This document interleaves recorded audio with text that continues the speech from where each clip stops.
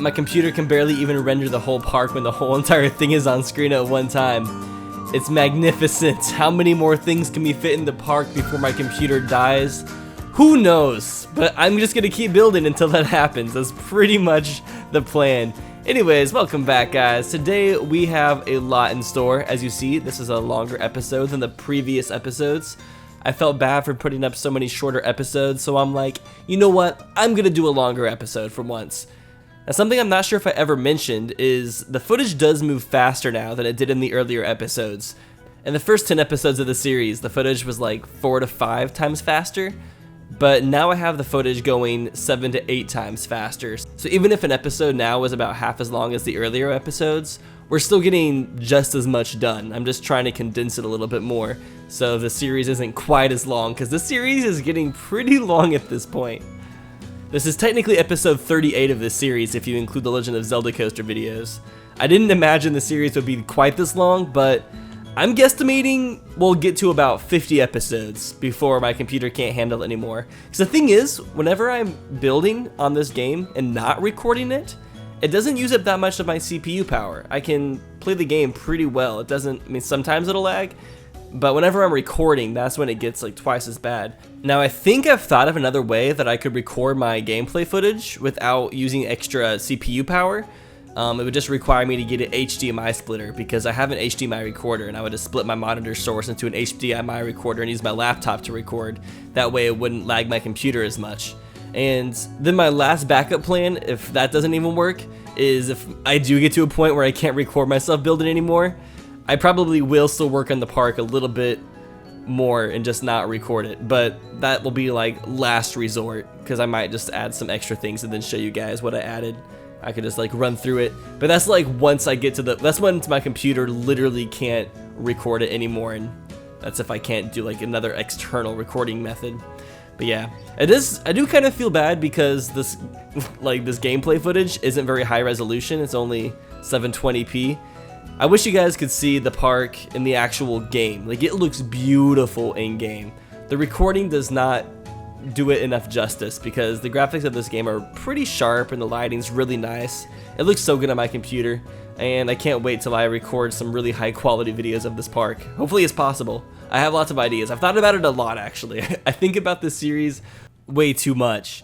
I mean, I have to, because this is like a very creative type game, so you have to always be thinking of new ideas. I watch lots of other like theme park videos as well to try to gather some inspiration and such. So one thing we have to do really fast is I need to connect this path up to the monorail down here. I'm making a temporary path. I'm probably going to move this monorail station later, because I have some new ideas for that lower section of the park. But there were some guests who rode the monorail, and then they were stuck down there. I don't know for how long. It could have been for weeks. I don't know how they survived. I don't know if they had a resort to cannibalism, if they started eating each other. I'm not sure if digital people have sustenance. I'm not sure if you can get your nutrients from eating a digital person, so I'm not sure how they survived. But we gave them a way out now, so they're not going to be trapped forever. Now, last episode I mentioned that this episode was going to be a refinement episode where we go and like fix a lot of other things in the park that I never got around to. And I'm still doing that, but I'm doing it at the end of the video. So the last like 8 minutes or so are me doing that.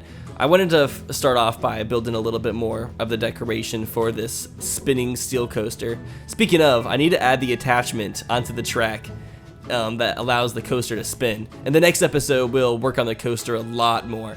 I pretty much redo the whole entire thing, and I can't wait for you guys to see next episode, because I have most of it recorded and this coaster is turning out really, really cool. I'm loving this whole Riviera section. But yeah, there's a piece I can add to this spinning steel coaster that unlocks the cart so the cart can spin.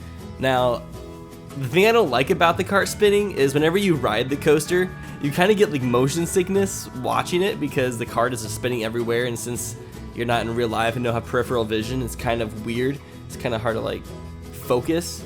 So whenever I record the ride video for this ride, I'll probably keep the cart locked, but it still looks a lot cooler whenever the cart's spinning. I mean, in real life, the carts would spin, and it's really, really fun. Like, I've ridden a coaster of this style that does that. The coaster I rode was, I remember like a distinct story about it. It was the Tony Hawk coaster. They have one down in San Antonio, Texas, and I remember going down there to Six Flags. I think it's Fiesta, Texas is the name. and I was with my friend Donna Bells because she lived down in San Marcos at the time, and we went to Six Flags. And I remember we got in line for the Tony Hawk ride. It was like an hour and a half long line, and then the next person to get in line ended up being one of my friends from high school. Now this was about a year after I graduated, but like, what are the chances of that happening? One of my friends that I went to high school with in a state about 12 hours away ended up going to the same theme park as me the same day and decided to ride the same ride at the same exact time. Like, I like to think of the statistics behind that stuff sometimes. Like, what are the chances of that happening? They have to be pretty dang low. It's pretty weird, but it was still really cool just seeing somebody that you know in a state really far away unexpectedly. Just the simple things in life.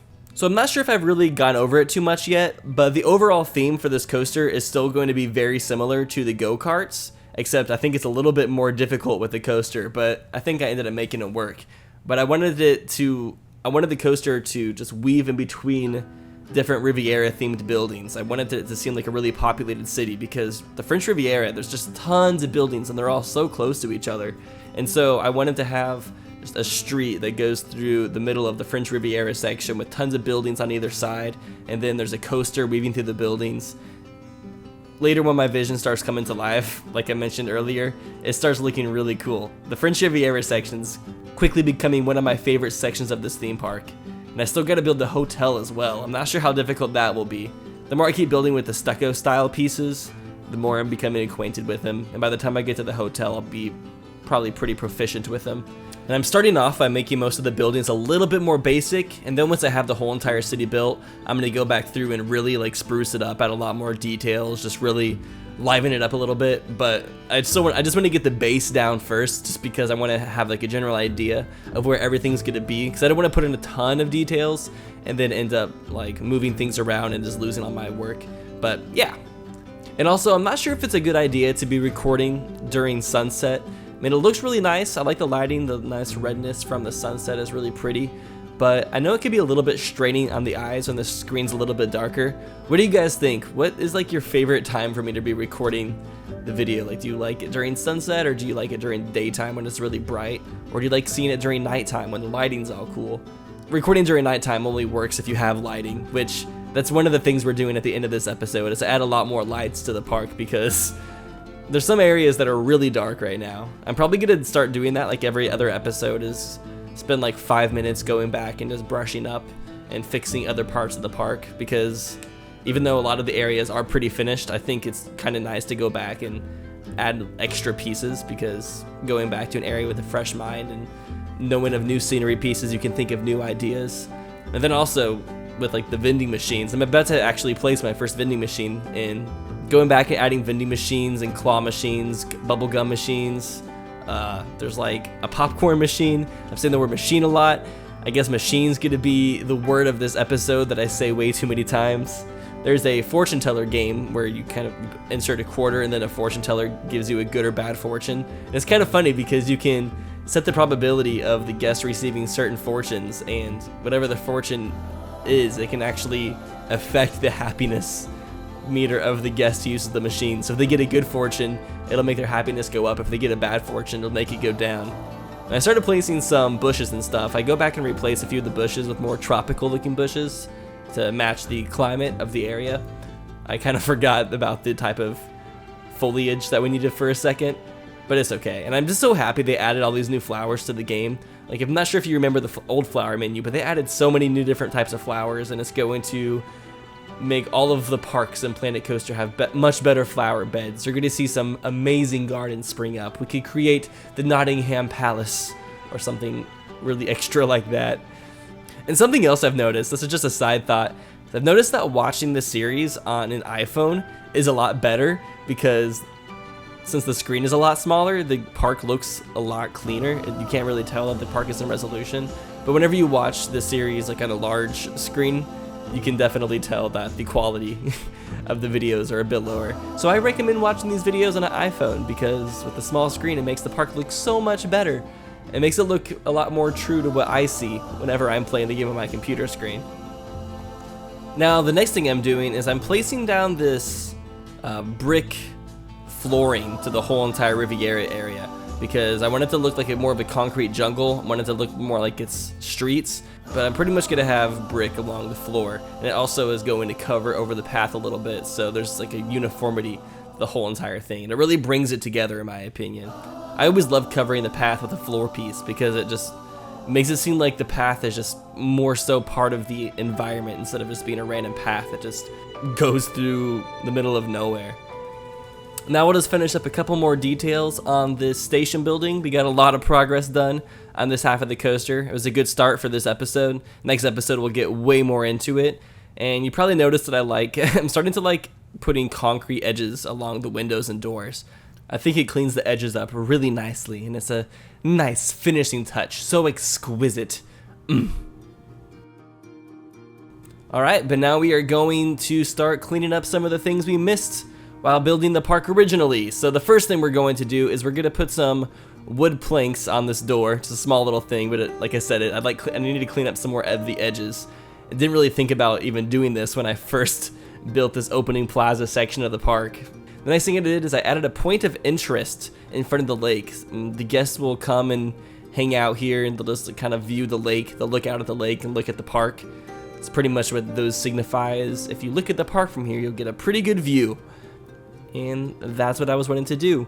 Now we're going to place a lot of lamps alongside the path to this opening section. I still can't believe I haven't like fully finished this opening section of the park. It's the very first thing you see, and yet here we are 39 episodes into this series and I'm still doing a lot of stuff.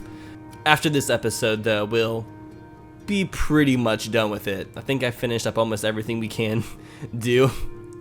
And one other thing we need to do in the near future is we need to put together a firework show. I think it'd be really cool if we put a fireworks show on the edge of the lake towards the back of the park by the castle. And I do plan on building like a boardwalk. I want to take advantage of the vintage pack because there's a lot of good looking stuff in the vintage pack, good scenery pieces. So I really want to put a boardwalk over the lake, and it'd be cool if people could just stand on the boardwalk and watch the fireworks show happening on the other side of the lake. That would be an aesthetic for sure. We're lighting up the castle wall. The wall was looking really dark, and I don't know why I didn't add like any torches or anything to it sooner, but now that I lit it up, it's looking a lot more flashy when you enter the park. Lighting does wonders, and sometimes lighting the insides of these buildings is kind of weird. It glitches out a little bit, doesn't light like it should, but it's okay. Something else I haven't really been placing down anywhere in the park are benches and trash cans, so we need to start thinking about that a bit more. Need places for the guests to sit, to rest their butts, to throw away their trash. But I wanted this little back section, this little circular, to be a nice little just chill section to hang out. You know, if you're riding the big barn swings, Grandma can sit over here and just like maybe go through her purse, look for some old taffy she has in her purse to give her grandchildren that she came to the park with. She can read the book she brought because lots of grandmas always take books with them everywhere.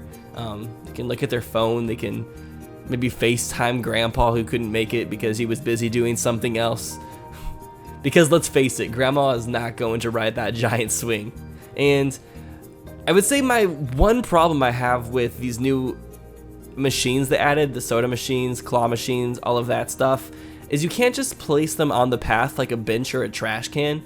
They act more so like a stall, like a restaurant in the game. And so they have to be attached to a path from a distance somewhat, and you can't place the machines really, really close together. Like usually vending machines are like in a line, like really, really close to each other. But in this game, unfortunately, you have to space them out a little bit because I'm guessing just the way the game code works, the guests line up to use them and such. And I guess it just makes sense for them to go on this side of a path. It probably worked best with the game code. I think the way they could fix this problem is if they added the vending machines as a non-functionable scenery piece, and then you could place the non-functional vending machines in between the other vending machines, just so it looks realistic and it would still like work out. So if anybody from Planet Coaster is watching this, if you could add the vending machines into the game as just regular scenery pieces, that would be very helpful. And now we're going to go through the village and add some lights. Now we still have quite a bit to do on the village. We're gonna start working on this soon. The next thing I want to place here is I want to place a restaurant next to the Teapots ride. So we're gonna have some like sitting. I kind of want to do a 2-story restaurant. I don't know why, but I think that would be really cool. Like, you get your food on the bottom floor, and then you walk up to the upstairs to sit. There's like some tables upstairs and stuff. But yeah, we're just gonna keep on taking Fall Out Boy's advice and light it up, light it up, light it up, I'm on fire! Wow, how did I get blessed with such a beautiful singing voice? Oh, now that you guys got to hear that, I mean, I have to charge you. I mean, you can't just hear that beautiful voice for free. Nah, that's not how it works. I'll take just $20. I think $20 is all I'll charge to you guys for getting to hear that magnificent, beautiful singing voice that got to grace your ear follicles. Is that a thing, an ear follicle? I don't know. Do I care? No, not really. But yeah. Not really sure what to talk about right now. I'm kind of just stalling for time a little bit as I just place a bunch of lights everywhere. Not the most interesting thing, but I mean, it does wonders. It makes things look so much more beautiful. And I mean, the park is popping, and then on top of that, I mean, it just adds extra items to the park and it makes it look more full. Now we're popping over to the sci-fi section of the park. I'm gonna add some lights inside the giant sci-fi complex. So, some of my names for things are kind of weird, aren't they? My opening plaza, a giant sci-fi complex, the medieval section, the French Riviera section. So bland. I need to think of names because like Disneyland has like Tomorrowland and all that kind of stuff. You know what? Give me some ideas down in the comments. We need to name the sci-fi area. We need to name the medieval section of the park. We need to name the French Riviera section, and I want to give them better names than just like these generic just scenery names. So if you guys have any ideas for what we can name these 3 sections, I can put up signs like saying welcome to such and such land or whatever we name the things. We don't even have a park name yet, but I think I'm just gonna keep on holding off on the park name. I'm gonna save that for one of the last things we do. Well, maybe, okay, we won't name the park this episode, but we probably should do that soon now that I think about it. So yeah, give me some names for each of these different sections in the comment section below, and I'll pick my favorite, and that person will get a shout out in the next video, or whatever video I name the sections, maybe the video after the next, I don't know. They'll get a shout out nonetheless, and we'll put up a sign for the names and everything. And unfortunately, we are closing in on the end of this episode. So thank you all so much for watching. If you enjoyed the video, please give it a thumbs up. And that includes you, person binge watching through the series, not giving any of my videos likes. I put a lot of work into this series. The least you can do is give me a like, please. Anyways, I hope you guys enjoyed the video, and I'll see you in the next one.